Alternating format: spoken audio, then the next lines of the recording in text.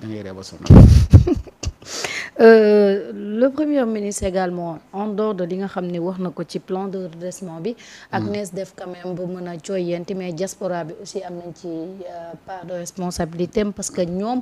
war nañu mën a dugal seen loxo ci réew mi wax na également ci débat public bi nga xam ne nee na Sénégal boo fi ñëwee débat public bi da ngay rus parce que le débat est trop faible. Évidemment et loolu c'était pas la première fois mu di ko wax même étant dans l'opposition daf ko mos di wax que le débat public sénégalais même dans la sous-région boo comparé suñu débat public bi ak li xew ci sous-région bi nga xam ne le Sénégal est trop en retard. Sénégal cas affaire sexe sang viol ci ay débat yu nga xamante ni yóbbuwul ñu fenn si la ñuy ak vie privée non vie privée si la ñuy nekk matin midi soir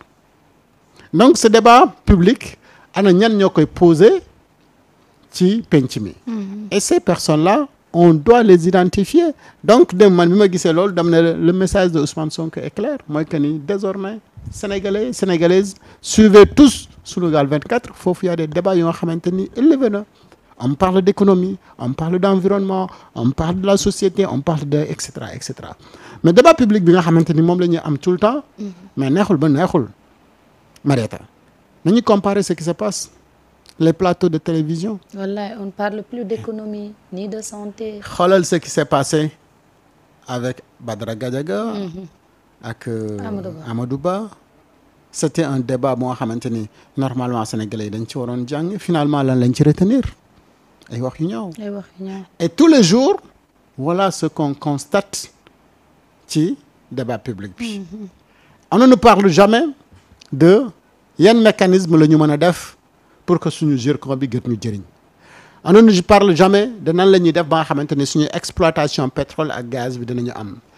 les quelques rares fois yi nga xamante ni yaa ngi dégg débat yooyu noonu ça s'est posé ici sur nos plateaux que ñun ñoo ci toog di wax le problème entre Woodside ak Sénégal comment faire pour que le Sénégal puisse au moins gagner bras de fer boobu noonu ba nga xamante ni dinañu renégocier waat les contrats yi nga xamante ni étaient mal négociés ba nga xamante ni Sénégal amul ci quasiment dara voilà des défis yu nga xamante ni aujourd'hui ñun ñoo war a poser donc ce débat là ci penc mi pour que des experts également ñëw ñu waxtaan ci loolu ñu waxtaan ci ressources minières yi nga xamante ni moom la ñu am ñu waxtaan également ci li ñu am comme énergie renouvelable au-delà de li ñu am comme ressources minières am nañu ay énergie renouvelable moo xam éolienne wala solaire mais des experts nous parlent mais si question de soulage am nañ ci ay nit yu nga xamante ni mais c'est des experts comment faire pour réussir naka la ñuy def ba nga xamante ni dinañu industrialiser donc le pays comment créer des usines comment créer et cetera tey Sénégal xoolal partout ñu ngi monter ay clim et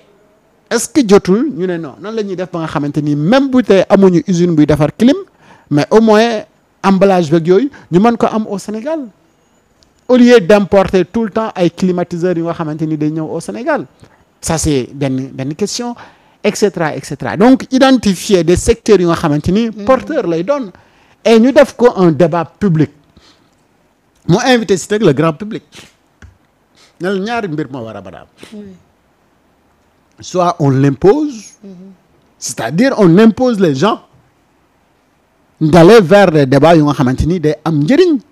qu'est-ce qu'il faut faire pour ñu dem ci débat yi nga xamante ni moom moo am njëriñ mooy képp ku fi nekk ci roge ak potin ak nangam sangam mais on n'en parle pas fii ñun ñaata yoon la ñuy wax ci loolu que fii la Samba di toog di wax ne oui vous nous avez demandé de faire des débats de qualité on le fait mais pourquoi quand on parle des débats de qualité vous ne venez pas nous regarder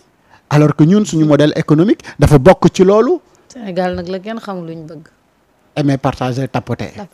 fii la ki Samba di lii mais bu fekkee ni waa ji daf la jox rendez-vous 20 heures. na la damay wane awra jàmbur bala moo commencé. des milliers de personnes ñëw. aujourd'hui ñun on vous donne rendez-vous de parler du pétrole du gaz du zircon les modèles économiques vous ne venez pas nous regarder ba pare ngeen bëgg ñun à chaque instant ñuy lire tout en sachant que mais les lettres qui ñuy taal ça fait plus de 200 watts par lettre tu en as 8 ça te coûte combien en électricité def leneen ak leneen ak leneen donc yooyu suñu ko bëggee le grand public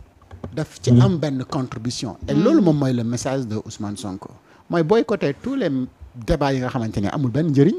et regardons les débats yi nga xamante ni moom moo ñuy avancer loolu on parle d'économie on parle de et cetera et cetera et il y a tellement de choses à dire ci réew mi te léegi moom débat yi dañuy woote kii camp bi la bokk kii camp bi confronta